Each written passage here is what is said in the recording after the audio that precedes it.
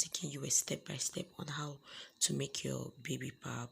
Adults can actually take it, yes, but this is 3-in-1 pap. It's actually very, very healthy for an adult and mostly for babies. It makes them grow very well.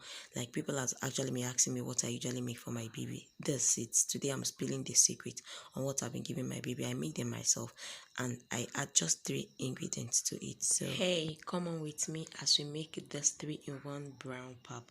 The first thing you have to do is to wash your corn properly. Your yellow corn, you have to wash it properly because that's the real deal. Because of sun, you have to wash it, select it.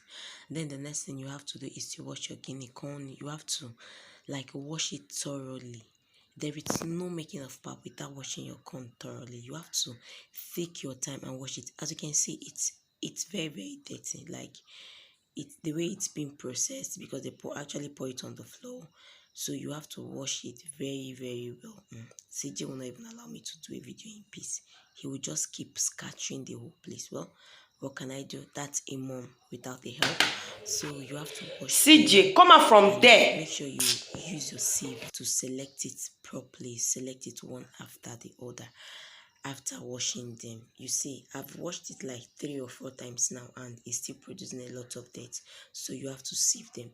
These are the shaft, they are going off, so you have to sieve them carefully so you don't get to put sand inside it. So I'd already done washing the yellow corn at first, so it's time for us to mix them. Normally I used to mix them together, so this is the point where I had to stop using the sieve. I had to use my hands and then select them properly so that you don't mistakenly put sand into the washed corn. So this is the place where I place the neat ones that I'd already washed. Even if CJ will allow me. So this is the place I had already placed the washed one, so I'll have to use my hands to select them. The last one is just like washing your this on stoned rice. If you didn't stone your rice, you have to select them. Look at how big the stones are, so that's why you have to take them easy while you're washing them. So this is the point where you have to wash. So this is the point where you have to wash the guinea corn. So sorry, the millet. I'm sorry.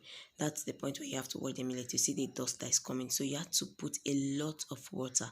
So use your sieve to sieve this. I'm using this particular sieve because the millet is very, very tiny, so they don't escape. Because sometimes you can't even differentiate the chaff from the main millet, so you have to use this particular kind of sieve to sieve it. So that's why I'm taking you step by step. CJ is already exhausted and wants a serious attention, so I have to give me a little attention while I come back. So at this point, I've already mixed everything. I've washed them and I've mixed them together. I've put everything together. I actually mix them together while I'm soaking them. So this is the point where they are mixed together, they are properly washed and clean. So I had to sieve out this particular water after mixing them together. This is the chaff what we got from the whole process of washing and selecting them and making sure that it's neat without Few anything. days So later. at this point, this is 3 days later where I soaked them and they have sat, like it has fermented. So I think at this point the corn is already soft, so it's ready to be blended. So we have to, at this point, it's you will start perceiving some smell that's coming from it, so you have to wash them thoroughly. You really have to wash it.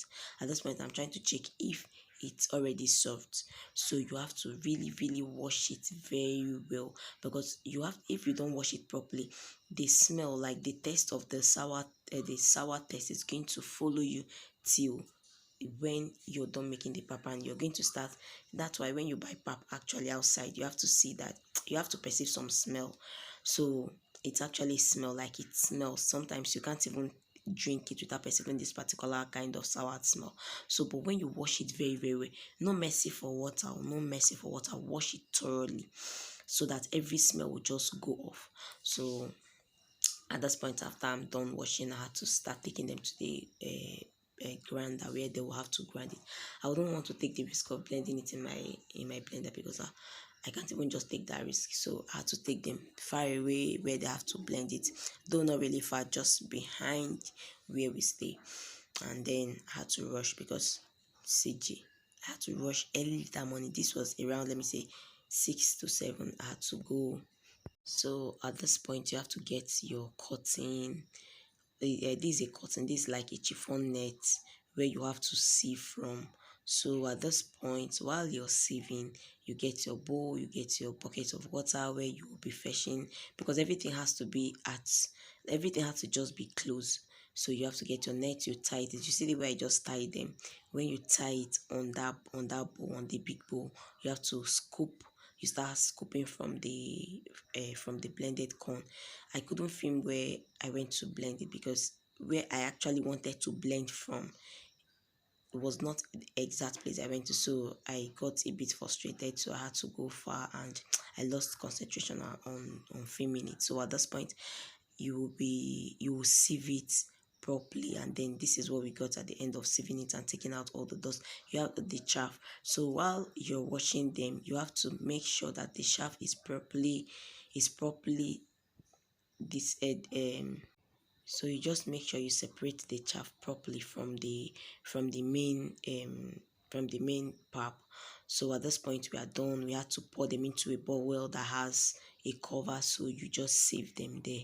So at this point I'd already done saving it, and I kept them for a while, like for like it's up to like 6 to 5, let me say 5 to 6 hours, where I had to keep them. Then you have to get your cotton, and then you pour all the pap, the watery pap, inside this cotton. While you do it, is because so that the water can drain. You could actually drain all the water. At this point, this pap is never going to escape from this cotton, because it only takes water away and then retain your pap inside. So if you're making this pap for yourself, you have to get these two instruments. It's very, very important, because that's just the two materials you need for this process. So at this point I was done draining out the water from the pap, like I've said.